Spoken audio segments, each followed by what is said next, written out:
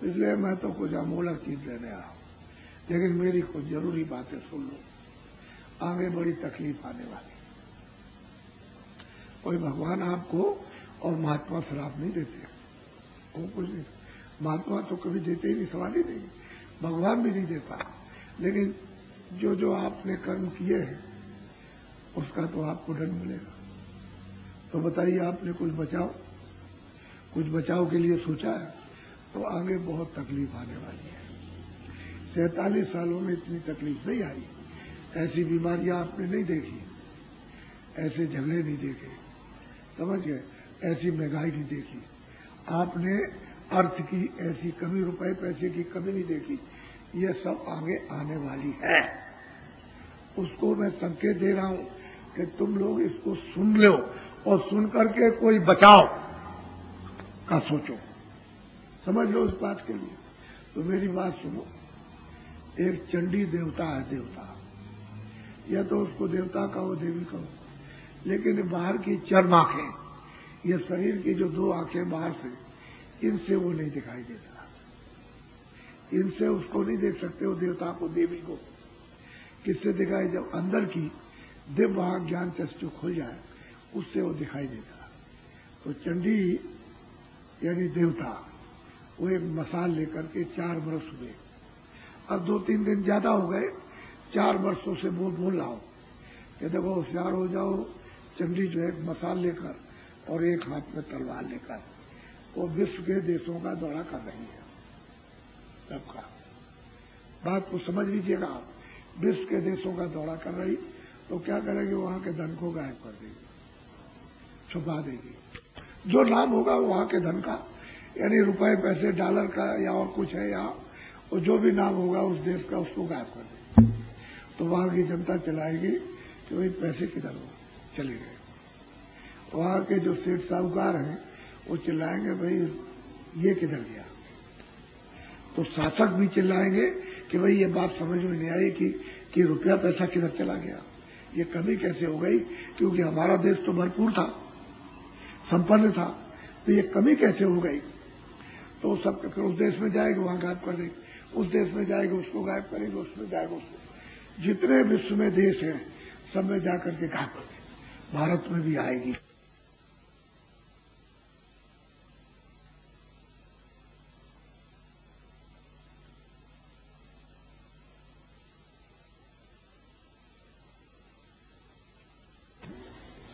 और भारत में भी आकर के यहाँ के धन को गायब कर देंगे। तो यहाँ की जितनी जनता है वो सब चिल्लाएंगे भाई धन किधर गया। सेठ साहूकार चिल्लाएंगे, ये फैक्ट्री कारखाने वाले और दुकान वाले, वही धन किधर चला गया। तो शासक वो भी चिल्लाएंगे, जो शासन करते हैं, वही धन किधर चला गया, ये चिल्लाएंगे बड़े जोर के साथ। तो क्या करेगी वो चंडी कि राष्ट्रपति और प्रधानमंत्री के मन को खराब कर देगी। पहले तो आपस में मन खराब करेगी, और फिर जब मन खराब हो जाएगा तो वो कहेंगे राष्ट्रपति और वो कि अच्छा उस मुल्क पर हमला कर दो, वो कहेगा उस मुल्क पर हमला करो, वो कहेगा उस मुल्क पर हमला करो, वो कहेगा उस मुल्क का हमला करो। तो ये बच्चों, जब एक दूसरे मुल्क पर हमला होने लगेगा और उधर वो ये गायब कर देगी, तो ये बताओ कि लड़ाई में ये नहीं लगता, ये लगेगा नहीं लगेगा। तो ये किधर से आएगा, ये किधर से आ जाएगा। लड़ाई में तो यानी अकूत धन खर्च होता है, वो फिर किधर से आएगा।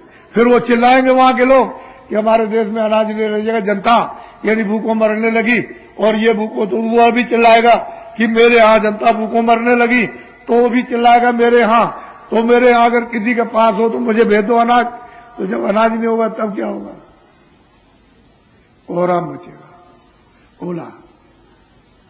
पहले सोच लो, तुम्हारे हित की बात कर रहा हूं, मेरा इसमें कुछ नहीं है, तुम अपना सोचो। मैं तो तुमको संकेत दे दूंगा कि तुमने जो कर्म किए हैं उसका आगे मतलब यह है कि कष्ट, दुख, तकलीफ भयंकर आने वाली है, तुम उसके लिए बचाव करो।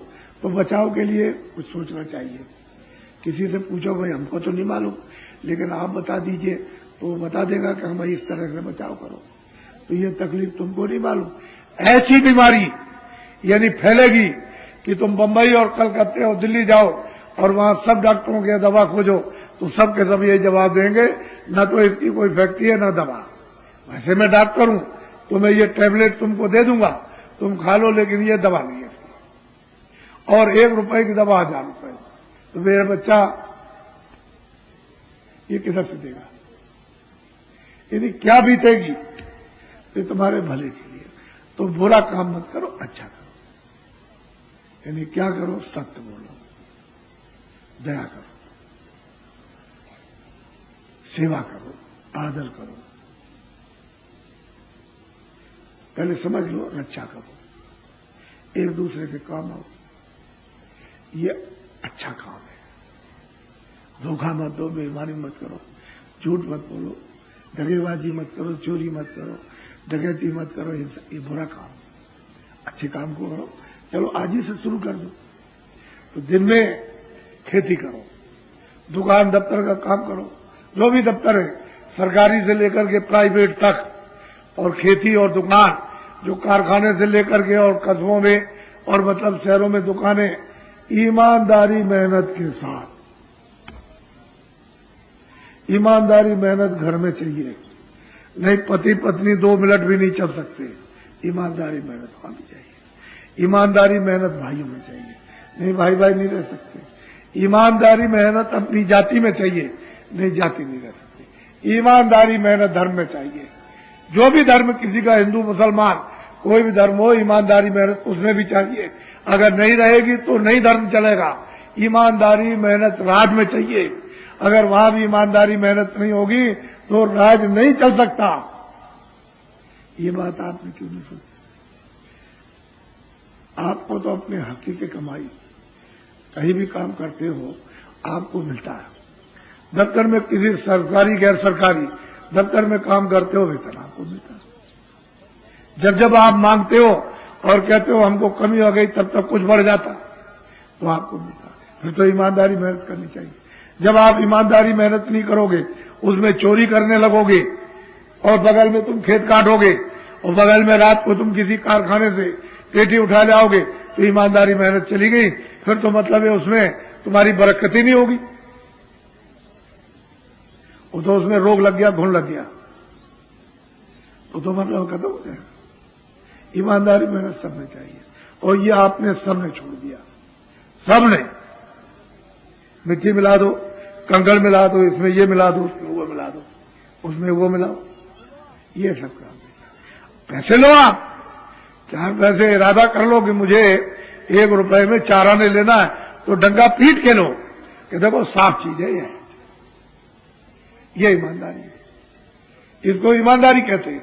मेहनत की और मेहनत का आपने फल लिया कि ईमानदारी यह है कि मतलब 1.25 रुपए का है, तो ठीक है दे देंगे भाई, चीज तो खराब नहीं। लेकिन जब आप बेईमानी करने लगे, मिलाने लगे, तब तो उसमें रोग लग गया। तू नहीं समझता है कि मेरा ये कैसे निकल जाएगा?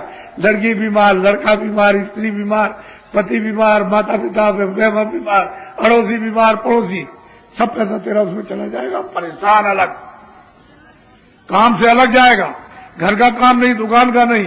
तो ईमानदारी मेहनत बहुत बड़ी चीज है, वो मनुष्य का सबसे बड़ा खंभा है, और वो आप लोगों ने सबने छोड़ दिया।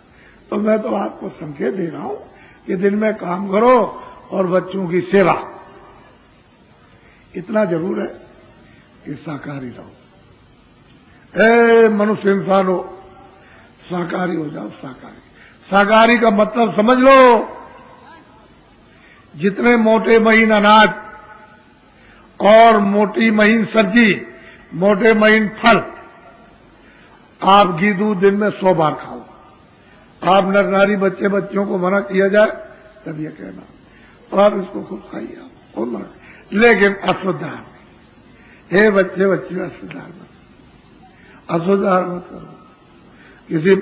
किसी आदमी को, किसी बच्चे को, किसको, किसी जानवर को, किसी पंछी को, किसी को, अरे अशुद्ध आहार नहीं। अशुद्ध आहार से अशुद्ध बुद्धि। फिर बीड़ी तंबाकू हुक्का पियो, मैंने तो कभी पिया नहीं। हे बच्चों, ऐसा कोई नशा मत करो जिससे तुम्हारी बुद्धि पागल हो जाए। तुम घर में किसी बहू बेटी को, मां को नहीं पहचान सकते, अगल बगल में बुद्धि पागल हो जाएगी। उस पागलपन में चले जा रहे हो, गड्ढा मिलेगा। पैर पड़ेगा, टांग टूट जाएगी, टांग टूट जाएगी और सिर लड़ जाएगा, फट जाएगा, मर जाओगे। बताओ पैसा कहां से आएगा? ऐसा वैसा न रामायण कहती, न महात्मा कहते हैं, न कुरान कहती है। फिर आप क्यों ऐसा करते? बीड़ी तंबाकू कर दो। लेकिन जो बच्चे 18-20 साल के हो गए, बीड़ी तंबाकू हुक्का नहीं पीते, अरे बच्चों तुम कभी भूल कर मत पीना, ये बुरी आदत है। जो पीते हैं उन्हीं को पी लेने दो, तुम मत पीना। अगर जीवन अपना चाहते हो, रोज तुम चिल्लाते हो, देखो ये स्कूल है, ये बच्चे पढ़ते हैं, छात्र, तुमने इनके बारे में कुछ सोचा? मुझसे सांप कहलाना चाहते हो और कुछ दे दूं तो मिर्चे लग जाएंगे आपको। तुमने इनके बारे में कुछ सोचा? जिस समय पर तुमको देश आजाद हुआ था, उस समय पर बड़े बड़े लोगों को शिक्षा देनी चाहिए थी कि देखो भाई, अब तो देश हमारा आजाद हो गया, अब तुम्हारे हाथ में सब कुछ आ गया, फौज आ गए, खजाना आ गया, कागज पत्तर, कोर्ट कचहरी, सब कुछ आपके हाथ में आ गया।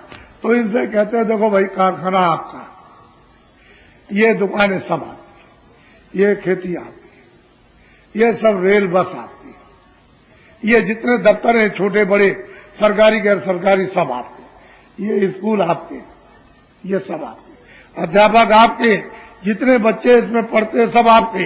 ये सबको बोध यानी ज्ञान कराना चाहिए था राष्ट्रीयता की, भक्ति का और सेवा का।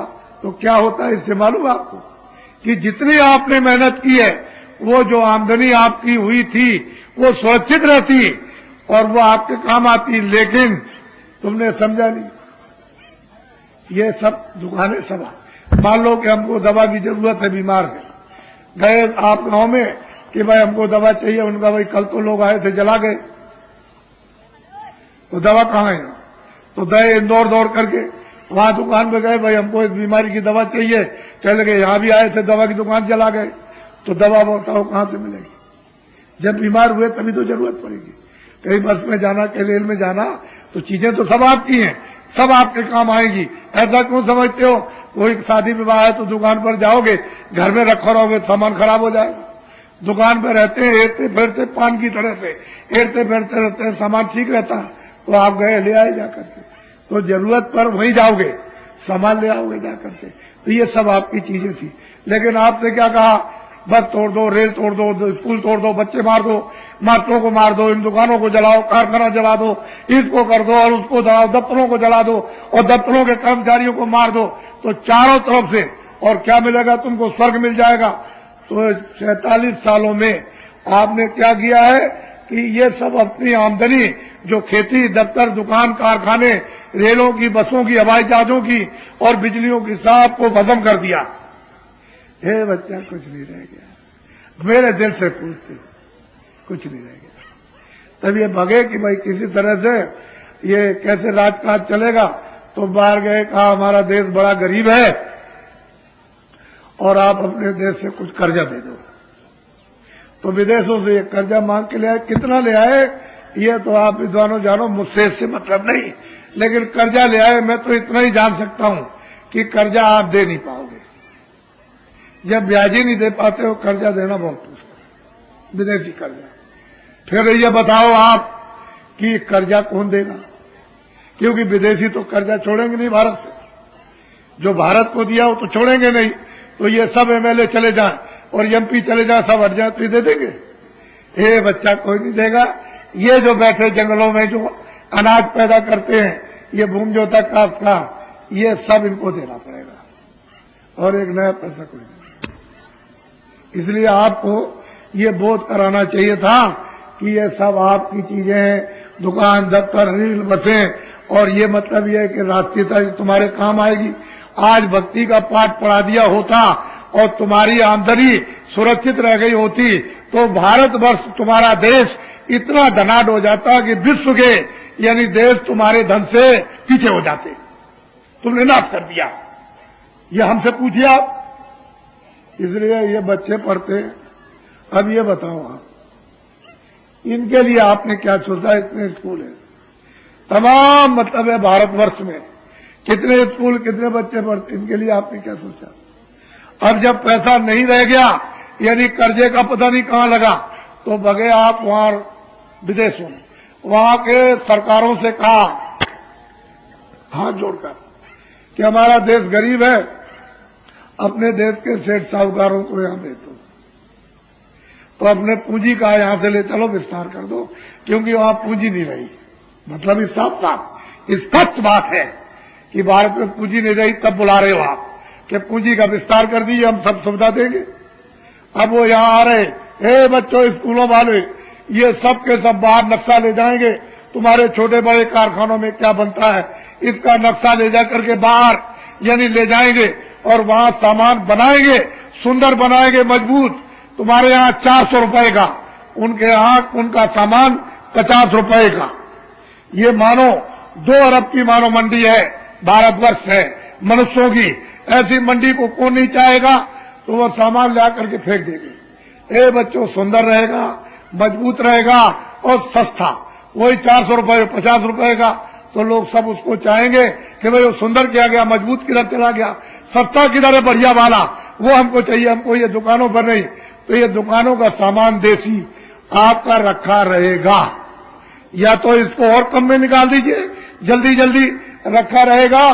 तो ये दुकानदार कारखानों से यानी सामान पेटियों से नहीं मंगवाएंगे, वो सामान वही स्टॉक गोदाम में जमा हो जाएगा। जब जमा होगा तो लेबरों को वहां से मजदूरी किधर मिलेगी, इसलिए वो कारखाने ऑटोमेटिक बंद हो जाएंगे।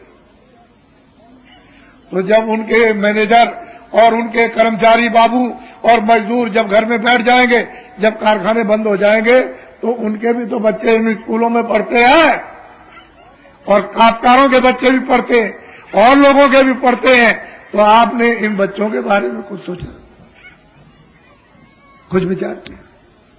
कहते हो हम विद्वान हैं और कहते हो हम डिग्री प्राप्त की, कहते हो हम बड़े समझदार। आपने इसके लिए जनरेशन, ये जो दुरुपयोग होने जा रहा, ये जनरेशन के बारे में बच्चों छात्रों के लिए सोचा?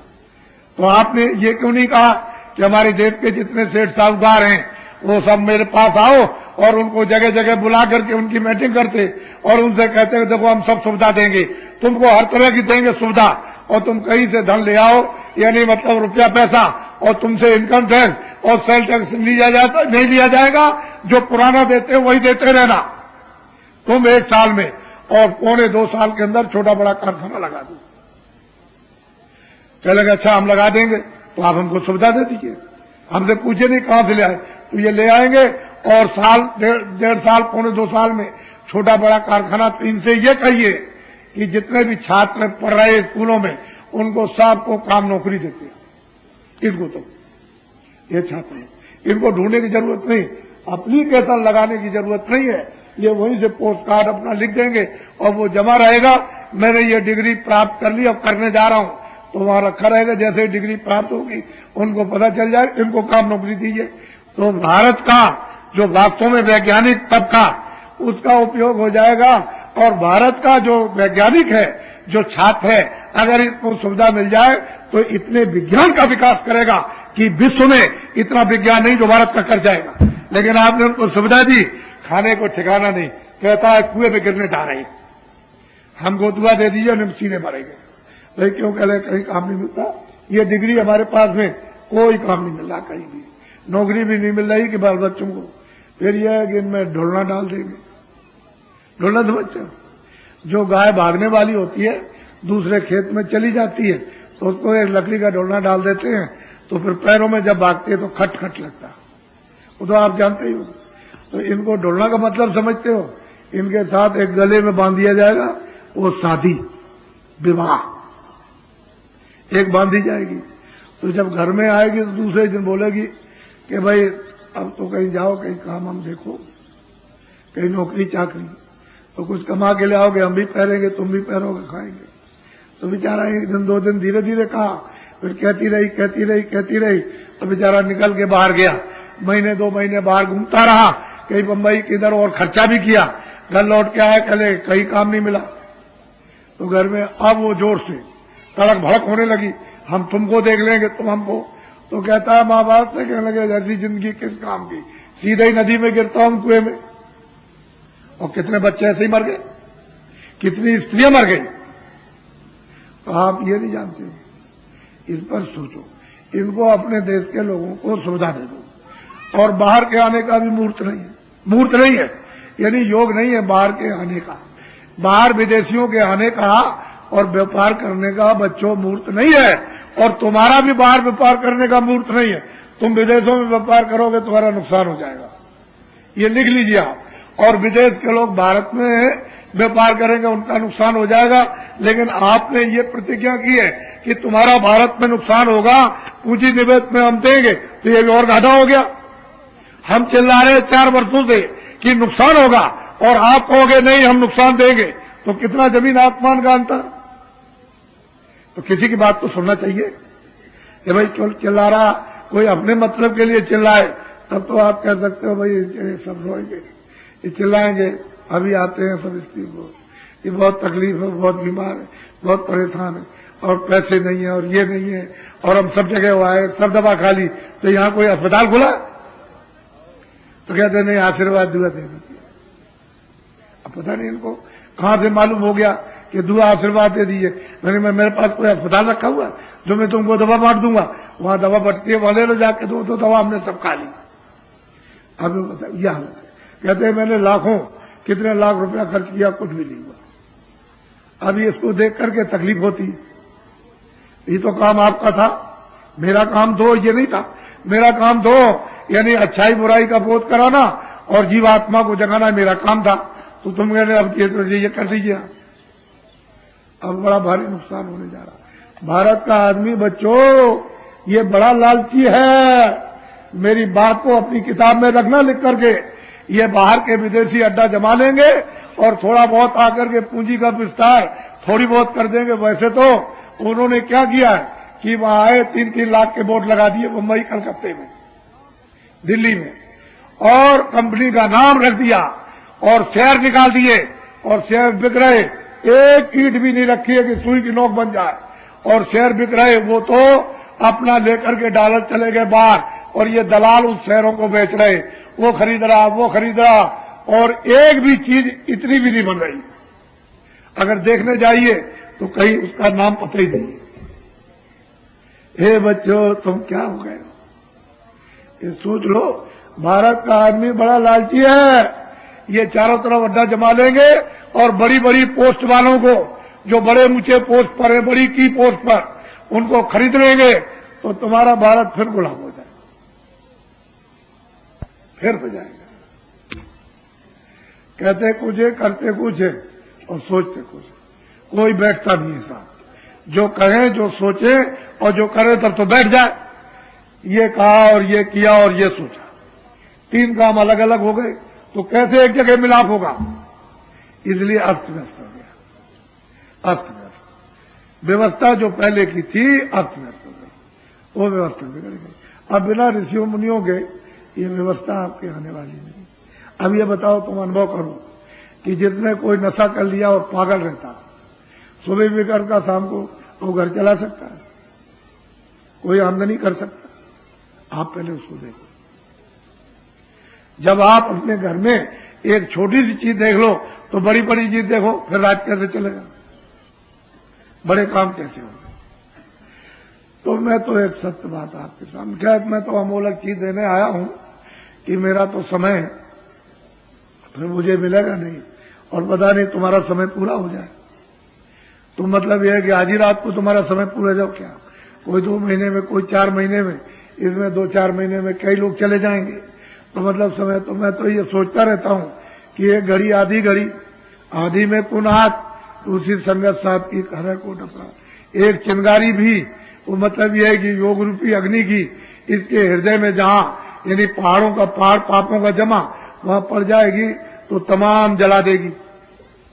इसका तो बहुत बड़ा काम हो जाएगा। तो मैं ये सोचा करता हूं, इसलिए मैं तुमको अमूलक चीज देना चाहता हूं। वो प्यार से ले लो, आदर से, सत्कार से लो, इज्जत से लो, मान सम्मान से। मैं बेइज्जती में थोड़ी देना चाहता हूं, मैं तो बहुत ही, मैं तो आपका पक्का सेवक हूं। मैं कोई महात्मा थोड़ी हूं जो आप सोचते हो कि महात्मा हो गए। महात्मा नहीं, बिल्कुल नहीं, नाम निशान को नहीं, सिर्फ आपका सेवक है।